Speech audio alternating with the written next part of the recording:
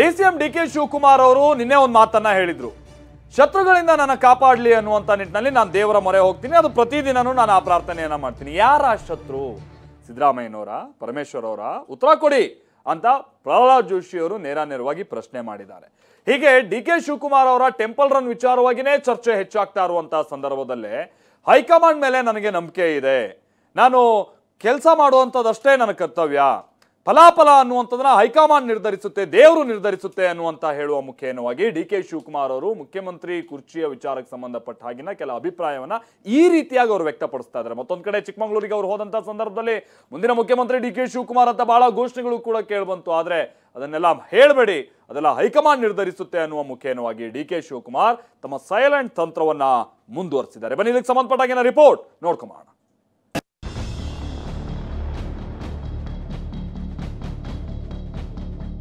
ಮುಂದಿನ ಮುಖ್ಯಮಂತ್ರಿ ಡಿಕೆ ಶಿವಕುಮಾರ್ಗೆ ನನಗೆ ಕಾರ್ಯಕರ್ತರು ಕೂಗುದು ಬೇಡ, ಶಾಸಕರು ಕೂಗುದು ಬೇಡ. ನನಗೆ ಯಾರು ತೊಂದರೆ ಕೊಡ್ತಾರೆ ಅವರಿಂದ ಎಲ್ಲ ರಕ್ಷಣೆ ಸಿಗಲಿ ಅಂತೇಳಿ ದೇವ್ರ ಪ್ರಾರ್ಥನೆ ಮಾಡ್ತಾ ಇದ್ದೇನೆ. ಶತ್ರುಗಳು ಯಾರು? ಸಿದ್ದರಾಮಯ್ಯನವರ, ಪರಮೇಶ್ವರ್ ಅವರ, ಅಥವಾ ಇನ್ಯಾರು? ಇದೇ ಒಳ ಬಡವಾರದಿಂದ ಈ ಸರ್ಕಾರ ಕೊಲ್ಯಾಪ್ಸ್ ಆಗುತ್ತೆ. ಏನು ಆಗೋದಿಲ್ಲ. 5 ವರ್ಷ ನಾವು ಸುಭದ್ರವಾಗಿ ಸರ್ಕಾರ ಕೊಡ್ತೇವೆ. ಕಾಂಗ್ರೆಸ್ ಮನೆಯೊಳಗೆ ಯಾರು ಅರಿಯೋಕ್ಕೂ ಆಗದಿರುವಷ್ಟು ಬೆಳವಣಿಗೆ ಆಗ್ತಿದೆ. ಮೇಲ್ನೋಟಕ್ಕೆ ಕೆರೆ ನೀರು ರೀತಿ ಇದ್ರೂ ಒಳಗಡೆ ಸುನಾಮಿಯೇ ಇದೆ. ಸುನಾಮಿ ರೀತಿ ಸೃಷ್ಟಿ ಆಗೋಕೆ ಹೈಕಮಾಂಡ್ ಕಾರಣ. SC/ST ಶಾಸಕರ ಸಭೆ ಕ್ಯಾನ್ಸಲ್ ಆಗೋಕೆ ಡಿಸಿಎಂ ಡಿಕೆಗೆ ನೆರವಾಗಿದ್ದು ಇದೇ ಹೈಕಮಾಂಡ್. ಪಟ್ಟದಾಟದಲ್ಲಿ ಮತ್ತದೇ ಹೈಕಮಾಂಡ್ ಅನ್ನ ಡಿಸಿಎಂ ಡಿಕೆ ನಂಬಿಕೊಂಡಿದ್ದಾರೆ. ಅದಕ್ಕೆ ಸಾಕ್ಷಿಯಾಗಿದೆ ಇವತ್ತು ಡಿಸಿಎಂ ಡಿಕೆ ಆಡಿರುವ ಮಾತು, ಭಗವಂತನ ಮೇಲೆ ನಂಬಿಕೆ. ಕರ್ಮಣ್ಯೇ ವಾದಿಕಾರಸ್ತು ಮಾಫಲೇಸು ಕದಾಚನ. ಮಾಡೋ ಪ್ರಯತ್ನ ಎಲ್ಲ ಭಗವಂತನ ಮಾಡೋಣ, ಫಲ ಭಗವಂತ ಕೊಡ್ತಾನೆ. ಅದ್ರ ಮೇಲೆ ನಂಬಿಕೆ ಇರೋದು. ಮತ್ತೆ ಮೊಳಗಿದ ಮುಂದಿನ ಮುಖ್ಯಮಂತ್ರಿ ಡಿಕೆ ಘೋಷಣೆ. ಚಿಕ್ಕಮಗಳೂರಿಗೆ ಭೇಟಿ ಕೊಡ್ತಿದ್ದಂತೆ ಘೋಷಣೆ, ಜೈಕಾರ. ಮೊನ್ನೆಯಷ್ಟೇ ತಮಿಳುನಾಡಿನ ಕುಂಭಕೋಣಂನಲ್ಲಿ ಪ್ರತ್ಯಂಗಿರ ದೇವಿ ಮೊರೆ ಹೋಗಿದ್ದ ಡಿಕೆ ಇವತ್ತು ಮತ್ತೆ ಟೆಂಪಲ್ ರನ್ ಮುಂದುವರಿಸಿದ್ರು. ಚಿಕ್ಕಮಗಳೂರಿನ ಶೃಂಗೇರಿಗೆ ಹೆಲಿಕಾಪ್ಟರ್ನಲ್ಲಿ ಬಂದಿಳಿಯುತ್ತಿದ್ದಂತೆ ಡಿಸಿಎಂ ಡಿಕೆ ಪರ ಜೈಕಾರ ಘೋಷಣೆ ಜೋರಾಗಿತ್ತು. ಜೈಕಾರಕ್ಕೆ ಮಾತ್ರ ಸೀಮಿತವಾಗಿರಲಿಲ್ಲ. ಮುಂದಿನ ಮುಖ್ಯಮಂತ್ರಿ ಡಿಕೆ ಶಿವಕುಮಾರ್ಗೆ ಜೈ ಅನ್ನೋ ಘೋಷಣೆಯೂ ಮೊಳಗಿತ್ತು. ಮುಂದಿನ ಮುಖ್ಯಮಂತ್ರಿ ಡಿಕೆ ಶಿವಕುಮಾರ್ಗೆ, ಡಿಕೆ ಶಿವಕುಮಾರ್ಗೆ, ಮುಂದಿನ ಮುಖ್ಯಮಂತ್ರಿ ಡಿಕೆ ಶಿವಕುಮಾರ್ಗೆ. ಶೃಂಗೇರಿಯ ಶಾರದಾಂಬೆ ದರ್ಶನ ಪಡೆದ ಡಿಸಿಎಂ ಡಿಕೆ ಶಿವಕುಮಾರ್ ವಿಶೇಷ ಪೂಜೆ ಸಲ್ಲಿಸಿದ್ರು. ಡಿಕೆ ಹೆಸರಿನಲ್ಲಿ ಅರ್ಚಕರು ಅರ್ಚನೆಯನ್ನು ಮಾಡಿದ್ರು. ಕಾರ್ತ್ಯ ವೀರಾರ್ಜುನನ ಮುಂದೆ ಇಷ್ಟಾರ್ಥ ಸಿದ್ಧಿಗಾಗಿ ಪೂಜೆ ಮಾಡಿದ್ರು. ಹಿಂದಿನ ಕಾಲದಲ್ಲಿ ರಾಜರುಗಳು ಅಧಿಕಾರಕ್ಕಾಗಿ ಪೂಜೆ ಸಲ್ಲಿಸುತ್ತಿದ್ರು ಎಂಬ ಪ್ರತೀತಿ ಇದೆ. ಡಿಕೆ ಪಟ್ಟದ ಆಟ, ಹೈಕಮಾಂಡ್ ಮೇಲೆ ಪ್ರಬಲ ನಂಬಿಕೆ. ಡಿಸಿಎಂ ಡಿಕೆ ಮೇಲೆ ಹೈಕಮಾಂಡ್ ಎಷ್ಟು ನಂಬಿಕೆ ಇಟ್ಟಿದೆಯೋ ಅಷ್ಟೇ ಡಿಸಿಎಂ ಡಿಕೆನೂ ಹೈಕಮಾಂಡ್ ಮೇಲೆ ನಂಬಿಕೆ ಇಟ್ಟಿದ್ದಾರೆ. ಹೈಕಮಾಂಡ್ ಯಾವ ಟಾಸ್ಕ್ ಕೊಟ್ಟರೂ ಅರ್ಧಕ್ಕೆ ಬಿಡ್ತಿಲ್ಲ. ಹೈಕಮಾಂಡ್ಗೆ ಹತ್ತಿರವಾಗುವ ವೇದಿಕೆಯನ್ನ ಸೃಷ್ಟಿಸಿಕೊಳ್ತಿದ್ದಾರೆ. ಹೈಕಮಾಂಡ್ ಕಣ್ಣಿನಲ್ಲಿ ವಿನಯ, ವಿಧೇಯ ವಿದ್ಯಾರ್ಥಿ ಅನ್ನೋದನ್ನ ಪ್ರೂವ್ ಮಾಡಿಕೊಳ್ತಿದ್ದಾರೆ. ಮೊನ್ನೆಯಷ್ಟೇ ಬೆಳಗಾವಿ ಗಾಂಧಿ ಅಧಿವೇಶನಕ್ಕೆ ಮನಮೋಹನ್ ಸಿಂಗ್ ಸಾವು ಅಡ್ಡಿಯಾಗಿತ್ತು. ಅರ್ಧಕ್ಕೆ ಮೊಟಕುಗೊಳಿಸಿದ್ರು. ಇದರ ವಿಚಾರದಲ್ಲಿ ಡಿಕೆಶಿ ಮಾತ್ರ ಮರೆತಿಲ್ಲ. ದೆಹಲಿಗೆ ಹೋದಾಗಲೂ ಇದರ ಬಗ್ಗೆ ಚರ್ಚೆ ಮಾಡಿದ್ದಾರೆ. ನನ್ನ ಅಧ್ಯಕ್ಷತೆಯಲ್ಲೇ ಮಾಡ್ತೀನಿ ಅಂತ ರಾಹುಲ್ ಗಾಂಧಿಗೆ ಆಮಂತ್ರಣವನ್ನು ಮಾಡಿದ್ದಾರೆ. ಡೇಟ್ ಕೂಡ ಫಿಕ್ಸ್ ಮಾಡಿದ್ದಾರೆ. ಈ ಮೂಲಕ ಹೈಕಮಾಂಡ್ ಕಣ್ಣಿನಲ್ಲಿ ಪಾಸ್ ಆಗೋ ಪ್ರಯತ್ನವನ್ನ ಅಲ್ಲಲ್ಲಿ ಮಾಡ್ತಿದ್ದಾರೆ ಅನ್ನೋದಕ್ಕೆ ಇದೊಂದು ನಿದರ್ಶನ ಆಗಿದೆ.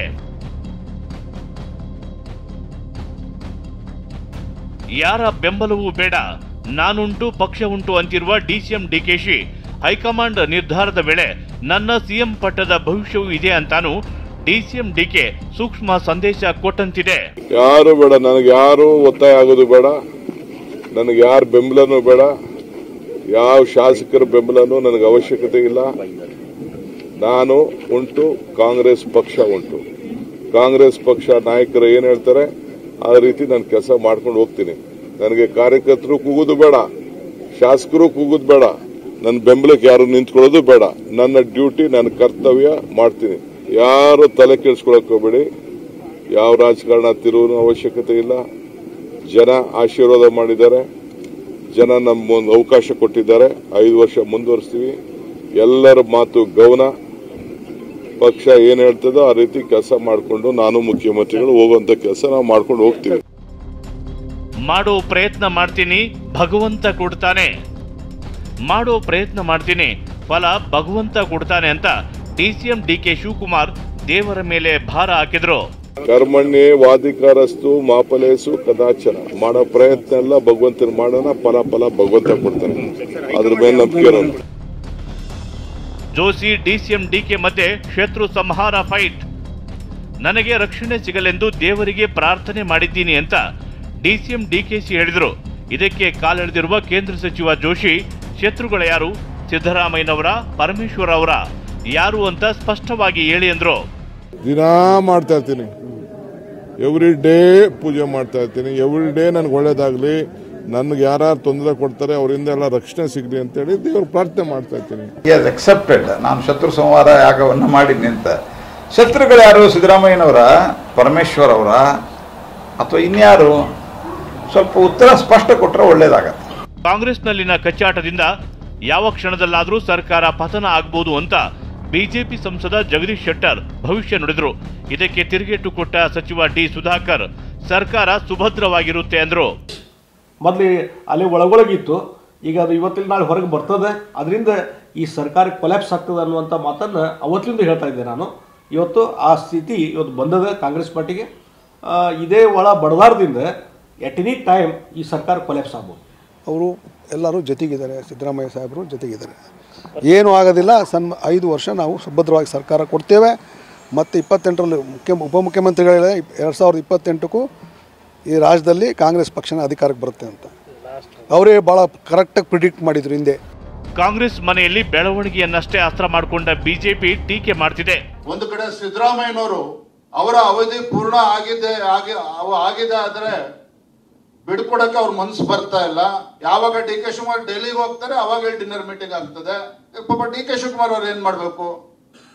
ಅವ್ರು ರಾತ್ರಿ ಮಲ್ಕೊಳ್ಳೋದೇ 2 ಗಂಟೆಗೆ. ಲೇಟ್ ನೈಟ್ ಮೀಟಿಂಗ್ಗಳು ಅವರು ಕೂಡ ಪ್ರಾರಂಭ ಮಾಡಿದ್ರು. ಇದು ಇವತ್ತಿನ ಸದ್ಯದ ರಾಜಕೀಯ ಪರಿಸ್ಥಿತಿ.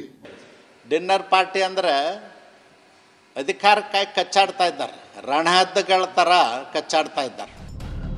ಮತ್ತೊಂದು ಕಡೆ ಯಾವ ವಾರ್ನಿಂಗೂ ಜಗ್ಗದ ದಲಿತ ನಾಯಕರು ಸಭೆ ಮಾಡ್ತೀವಿ ಅಂತಿದ್ದಾರೆ. ಸುರ್ಜೇವಾಲ್ರಿಗೆ ಸಭೆಯ ಬಗ್ಗೆ ಮನವರಿಕೆ ಮಾಡಿ ಸಭೆ ಮಾಡುತ್ತೇವೆ ಅಂತ ಪರಮೇಶ್ವರ್ ಮತ್ತೊಮ್ಮೆ ಸ್ಪಷ್ಟಪಡಿಸಿದ್ದಾರೆ.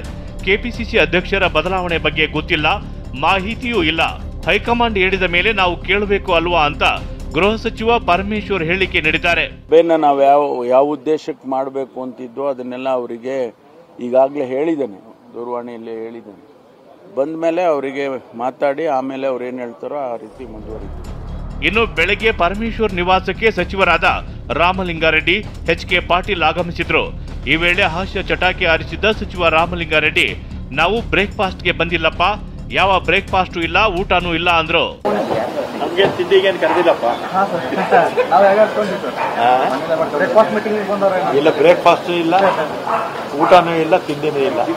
ಅದೇನೇ ಹೇಳಿ ಕಾಂಗ್ರೆಸ್ ಮನೆಯಲ್ಲಿನ ಬೆಳವಣಿಗೆ ಮುಂದೆ ಅದ್ಯಾವ ಕಿಚ್ಚು ಹತ್ತುತ್ತೋ ಕಾದು ನೋಡಬೇಕಿದೆ. ಪ್ರಸನ್ನ ಗಾಂವ್ಕರ್, TV9 ಬೆಂಗಳೂರು.